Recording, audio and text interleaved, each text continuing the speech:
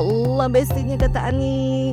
Besti, dunia hiburan tanah air lagi diguncang oleh tudingan serta fitnah yang menyerang Sarwenda dan Ruben Onsu. Biarpun keduanya sudah resmi cerai, sekarang yang jadi sasaran putri sulung mereka diduga dibully oleh oknum pengguna akun media sosial.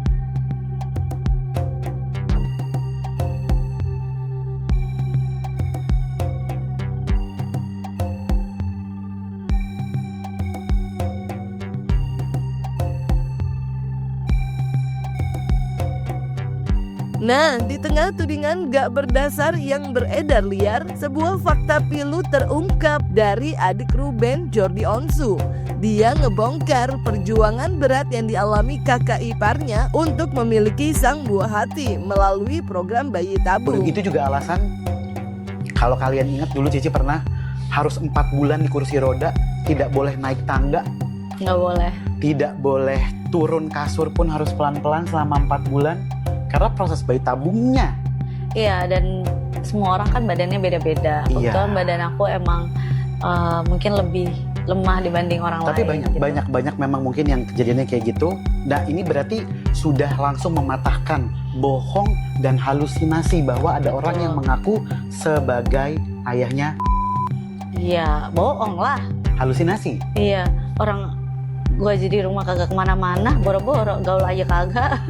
Makanya kemarin ada orang yang nge-tag, ada bilang makanya. Menurut pengakuan Jordi, demi memastikan embrio bisa berkembang dengan baik, Sarwenda harus rela berada di kursi roda selama berbulan-bulan. Fakta tersebut pun Besti secara langsung membantah tudingan yang menyebut putri sulung Sarwenda diduga adalah hasil perselingkuhan, karena menegaskan banget bahwa dia adalah anak yang sangat dinantikan dan juga diperjuangkan.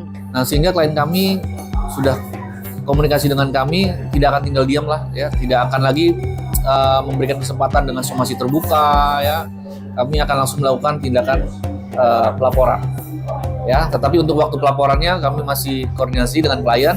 Yang pasti klien kami akan berjuang untuk mendapatkan pelakunya ya. Terkait pelaku ini ya kami berharap juga jangan kabur gitu ya. Artinya pelaku ini harus berani lah menghadapi, jangan sampai nanti kita laporan tiba-tiba hilang akunnya ya, itu yang sering terjadi gitu. Jadi fair-fair aja lah, kalau emang dia berani menyampaikan dia buktikan, dan juga kami berharap ini membuktikan. Jadi jangan sampai membuat susah klien kami, harus klien kami yang membuktikan gitu ya.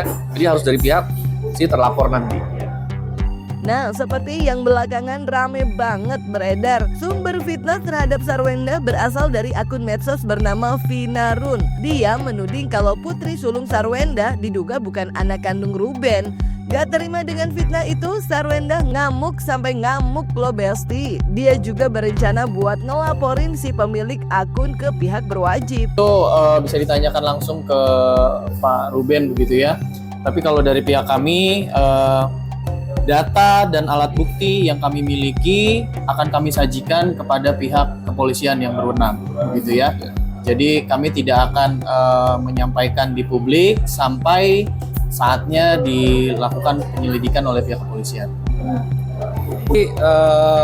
Akun ya, postingan akun yang sampai saat ini juga masih memposting, bayangin kemarin sudah saya sampaikan untuk berhenti, tapi dia hari ini malah makin banyak. Ya itu, jadi membuat semakin tidak mungkin untuk kami duduk bersama dalam perdamaian gitu ya. Gini, kalau yang waktu itu kami analisis akun-akun itu menyampaikan beberapa berita, salah satunya caption ada klien kami. Jadi tidak khusus untuk menyerang klien kami ya. Tetapi dalam kasus ini, akun ini khusus, tidak ada berita lain, hanya untuk menyerang klien kami. Jadi buat kami ini sudah sengaja, dan siapa yang melakukannya kami tidak akan putus dari akun ini aja. Kami akan coba melihat apakah ada yang menyuruh atau yang membacking akun ini. Kita akan lihat, dan kami juga akan berharap pihak Polda itu tidak putus sampai di situ nantinya gitu. Kami berharap mendapatkan pelaku sebenarnya ya. Sama halnya dengan Sarwenda, Ruben Onsu juga ngamuk karena putri sulungnya jadi sasaran bully dan fitnah dari akun Vinaran. Gak tinggal diam, Ruben langsung melaporkan akun tersebut ke polisi. Si terduga pelaku diancam pasal berlapis dengan hukuman maksimal 8 tahun penjara. Aduh. ngeri banget nggak tuh Besti?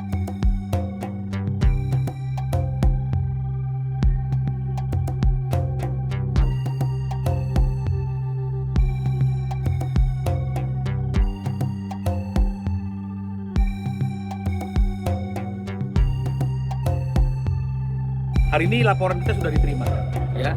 Prosesnya pasti melalui tahap gelar perkara dulu untuk melihat apakah ada unsur, melihat bukti permulaan yang cukup, dan ternyata semua yang kita lakukan, yang kita bawa hari ini sudah dapat diterima, diberikan rekomendasi oleh Dit Cyber, ya, dan kemudian kita bisa buat laporan hari ini.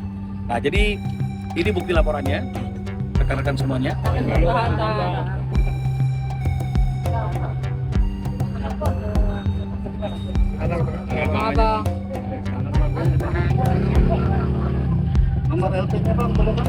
Nomor LP-nya nomor STTLP /B /536/7 tertanggal hari ini Polda Metro Jaya. Ya. Nah, jadi ini ada pasal berlapis, ya. Jadi ada 310, 311 sebagaimana diatur oleh Kitab Undang-Undang Hukum Pidana, yaitu pencemaran nama baik dan juga fitnah, ya, karena ada pencemaran dan isinya adalah fitnah. Lalu kita kaitkan dengan pasal yang berkaitan dengan Undang-Undang Transaksi Elektronik (ITE), ya, karena memang cara dia untuk menyebarkan fitnah dan kebohongan itu melalui media sosial, ya. Maka kita kawinkan juga dengan pasal 27 junto pasal 45, ya, junto pasal 32. Ya, jadi pasal 32 ini pasal yang paling berat. Ayat 1 itu ancamannya 8 tahun. Jadi nggak main-main. Karena pasal 27, pasal 45 itu 3 tahun, ya, 3 tahun. Tapi ini 8 tahun penjara. Kita lapis lagi dengan Undang-Undang Perlindungan Anak. Pasal 1 junto pasal 15A dan kemudian pasal 76C junto pasal 80. Ini ancamannya adalah 3 tahun.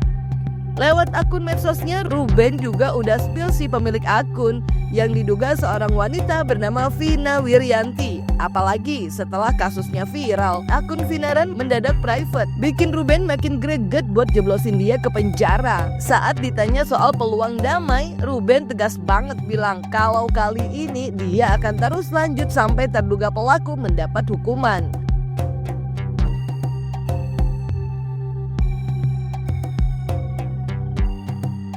Jadi dia nggak ada etikat baiknya juga kan, malah dia sengaja dia capture lagi, terus dia posting lagi, terus ya buat saya ya udah cukup. Gitu. Berarti sempat menghubungi kok, sempat ada komunikasi bagaimana kok? Nggak ada. Gimana dulu bisa menghubungi setan kan nggak bisa kan?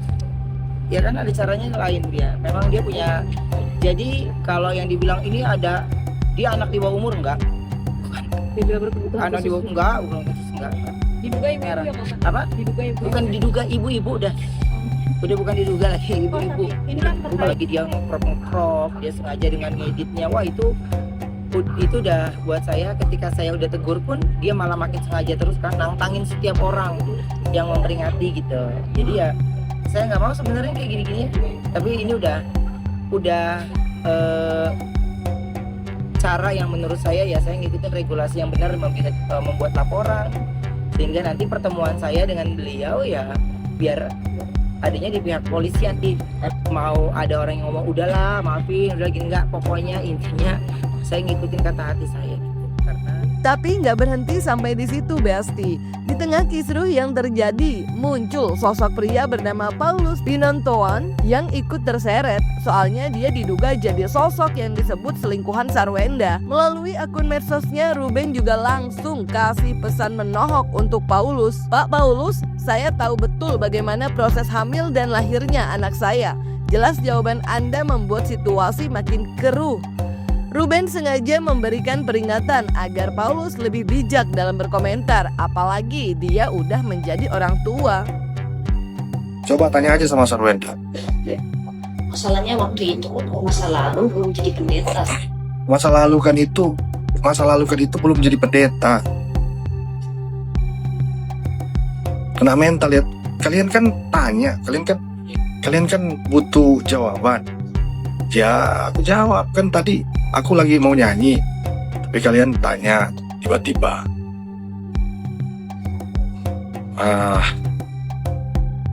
Tanya sama Sarwenda aja. Tanya sama Sarwenda. Dia kan tahu itu. Dia tahu semua.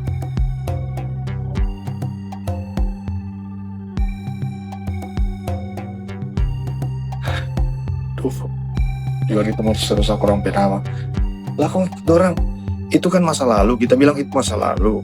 Kalau masa lalu kan masa lalu, tapi kan kalian ingin bertanya-tanya kan tentang anak itu. Nah setelah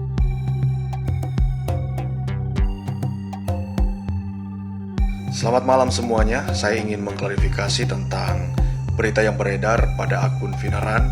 Itu tidak benar, dan Sarwenda saya tidak kenal. Lalu jika ada akun-akun yang beredar juga menggunakan nama saya, itu akun palsu. Kenalnya kagak, gue kagak paham. Lihat mukanya gue baru di situ. Tapi kan dia ikut-ikutan komen kan, ikut-ikutan komen. Ya nanti kan dari cyber kan pasti akan berkembang ya, Pasti. akan berkembang gitu ya. Jadi mungkin ya mungkin beliau Akan dipanggil, akan akan dipanggil. diminta pertanggungjawaban atas apapun yang disampaikan dalam medsos tersebut kan begitu. Ya karena beliau juga sempat komentar soalnya. Ya.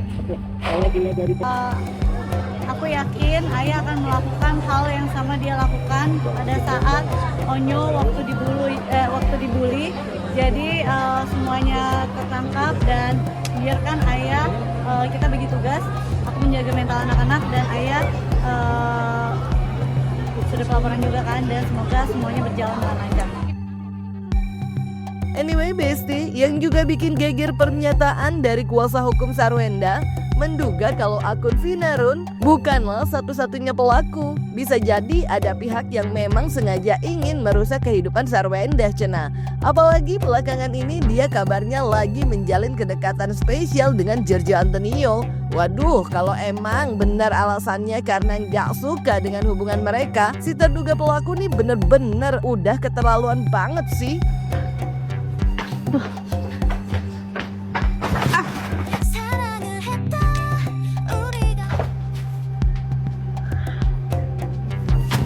Itu pertanyaan aku, Bunda. Apakah kamu? Nggak apa-apa, aku jawab iya dong.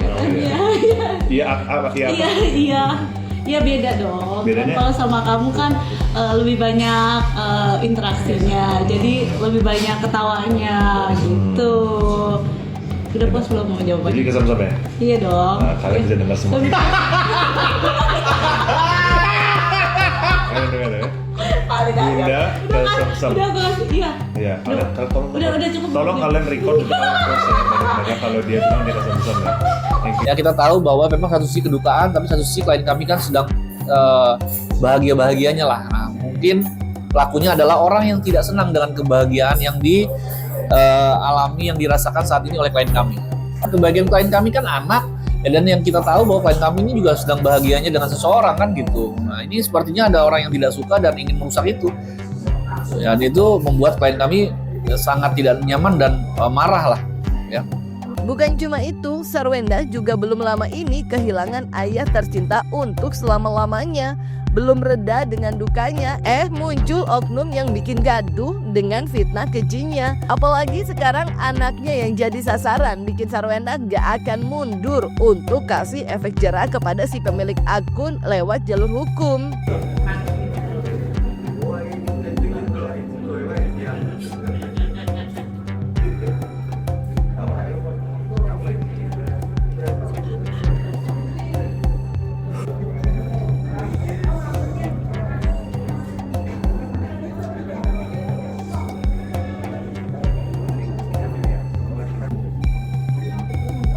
Dandi.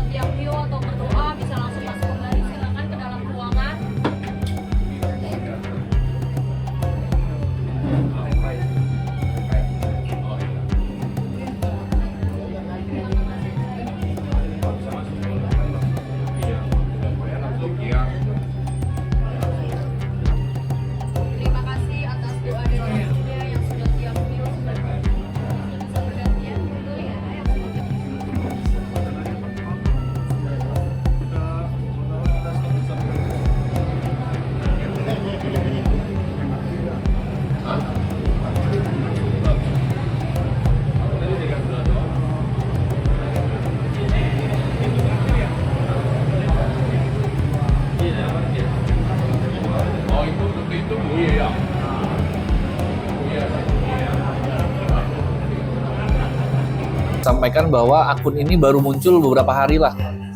Ya, jadi yang awalnya followersnya hanya 200, sekarang kita lihat udah sampai ribuan kayaknya, ya, karena mengupload fitnah terhadap klien kami. Klien kami ini saat ini masih dalam suasana duka, ya, karena ayahanda beliau ini kan meninggal dunia.